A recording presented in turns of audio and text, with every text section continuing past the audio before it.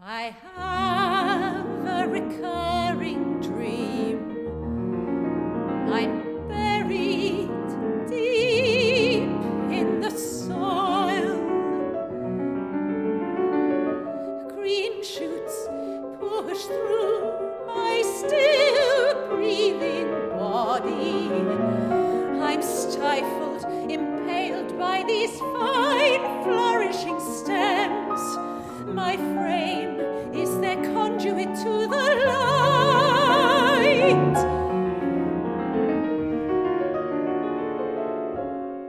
I'm not sure what it means, this dream. Perhaps it hints at the reason I've spent much of my life disappearing into other people, trying on the clothes of other women, sometimes men, seeing what it's like to be them. The green shoots growing through my body, looking for the light, expressions of self hiding in plain sight. That started when I was small, when I wasn't enough. I dressed up to stand tall, a cowboy, guns toted, Roman legionary, sword at the ready. My mother bought dolls in pink frilly dresses. I dressed the dolls as boys and cut off their long tresses.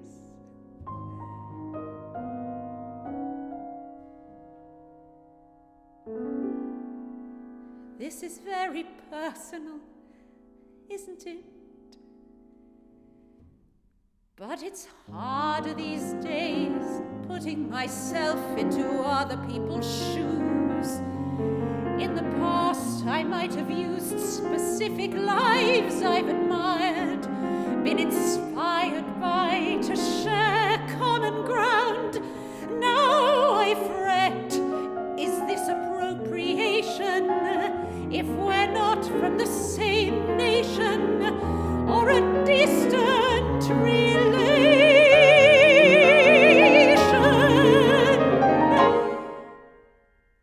My characters have fallen silent for fear of causing offense. It's safer to be myself,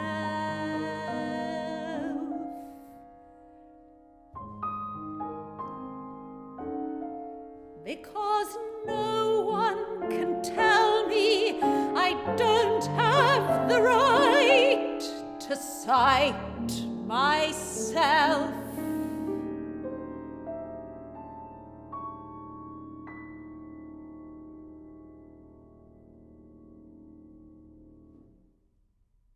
The idea for the prologue and then everything that comes out of it probably started after Joe and I did a concert at the beginning of lockdown, which we did in Blackheath Halls with no audience, and the songs were very sort of introspective, and it was called Songs for Our Times. And we discovered through the process of doing that there was a way to make work at this time that had a confessional feel to it, that made a virtue of the fact that it's us performing for the camera.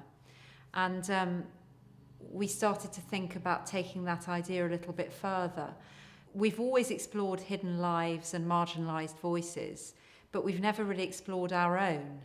And this felt like the perfect opportunity to actually write something that was with our own voices front and centre. So the idea came to tell a story that was, from my point of view, very confessional. So things about my own history, my own background, my own feelings.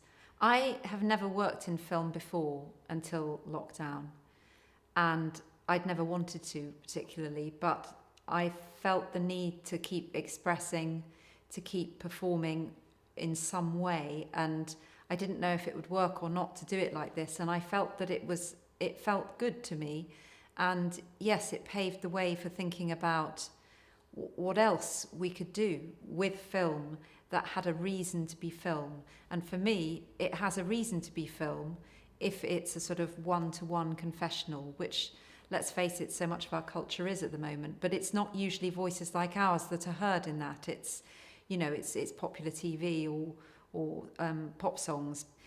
I think that singing my thoughts is almost second nature to me now. I've been doing it for a long time, and it's how I know to communicate. It's how I know to carry emotion on my voice. When I speak things, I'm always disappointed in myself because I always sound a bit flat and a bit wooden, because it's just not ultimately my greatest skill. I've not trained as an actor, and I'm always in awe of the amount of colours that actors get into their speaking voices. So for me, the sung line does it for me. So in a sense, Joe creates the emotional arc for me, and I follow it, and I'm afraid I need that help. So it feels like an enormous privilege, but also a huge responsibility to have to set Jess's very personal words to music. One of the things I think that has enabled me to do this is partly because we have such a wonderful and long-standing working and creative partnership, and the fact that we've collaborated on a lot of projects together over the last few years.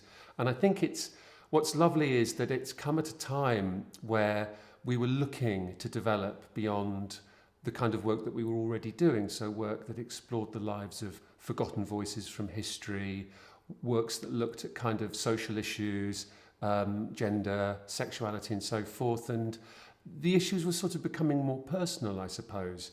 But of course, by looking at people from the past, there is an incentive, I suppose, to try and mimic those sounds from the past as a composer. And what's so wonderful about telling a story that is so personal to us is that as a composer, I've had absolute free rein. And as somebody who likes to write in a myriad of styles, I've also been able to absolutely go to town with that as well. But we also have, Jess and I also have a wonderful relationship in terms of the work that we do in the rehearsal rooms. So we're able to be very honest with each other if we're feeling the vibe of a song or whether there's a mismatch between word and music. And then we can have that conversation. But actually that aspect of conversation is in itself a joy as well. I tend to just say to Joe, I'm going to write something and I'm thinking about this. And if Joe thinks it's a good idea, I know really quickly. And if he doesn't, he's very, very polite. But just maybe doesn't say too much. So I get a feeling if he's excited by an idea or not.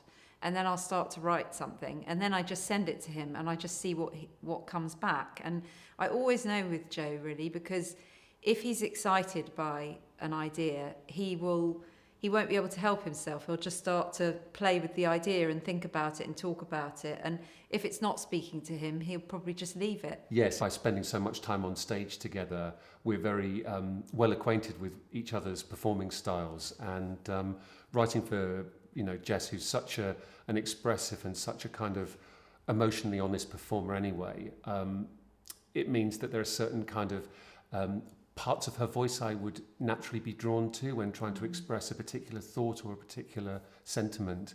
And also an ability to understand when actually I need to get out of the way as a composer, not to be too florid, not to be too harmonically adventurous or too busy, but actually just let Jess have the easiest possible opportunity to express herself in the kind of plainest, most honest way possible. And as a composer, I think it's very important to know when to just let the words speak for themselves and not to over-interpret them, not to over-fuss them with notes. I definitely think of this piece as a piece of sung-through theatre. Joe and I have talked of it in terms of a Shana, and there's there's examples of that in both classical repertoire and non-classical.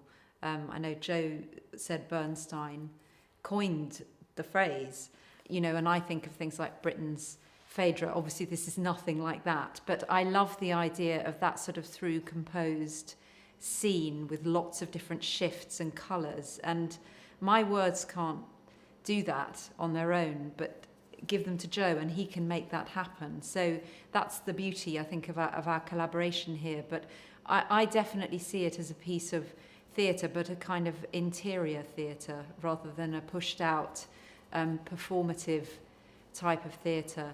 And it's songs, but they're all going to be linked together, so you won't always have a sense of where a song ends or a song begins.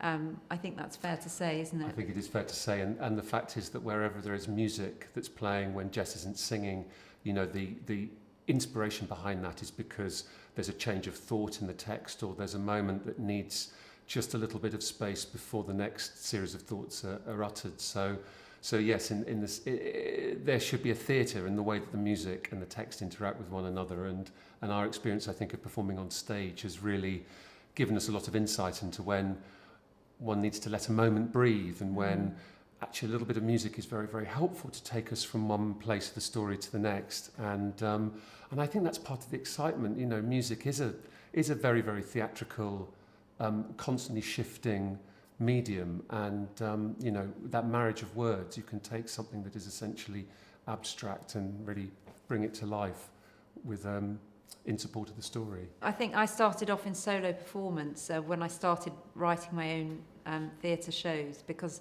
I thought I would be able to embody something, but I didn't know how to write for more people than one, so I started off writing for myself.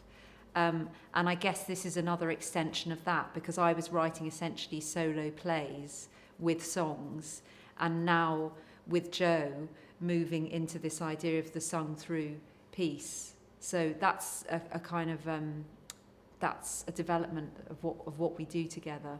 The second song that you're going to hear, that came from a very personal experience of mine and something that I discovered about my own background. And I don't want to give too much away because that's for the whole show. But when I was a child and I lived in Peckham, I used to go to the market at the end of my road every week to buy my sweets from the sweet stall. And I used to walk past this elderly couple at the shoe stall, and I remember them so clearly. And when I was an adult, I was to discover that I was much more connected to these people than I could ever possibly have known. So, but you have to wait to see the whole show before you find out about that. I sensed it then. I knew that I was wrong somehow. That being myself, whoever that was something to submerge, to drown. I witnessed it frequently in my mother's frown.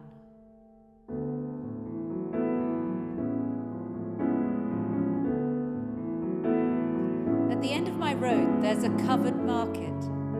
I go there every Saturday, past the shoe stall to the sweet stand, make my selection.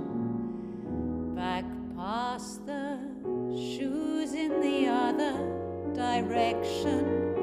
The shoe stall couple stands silently. I can't wait to get past them both. Something about them disturbs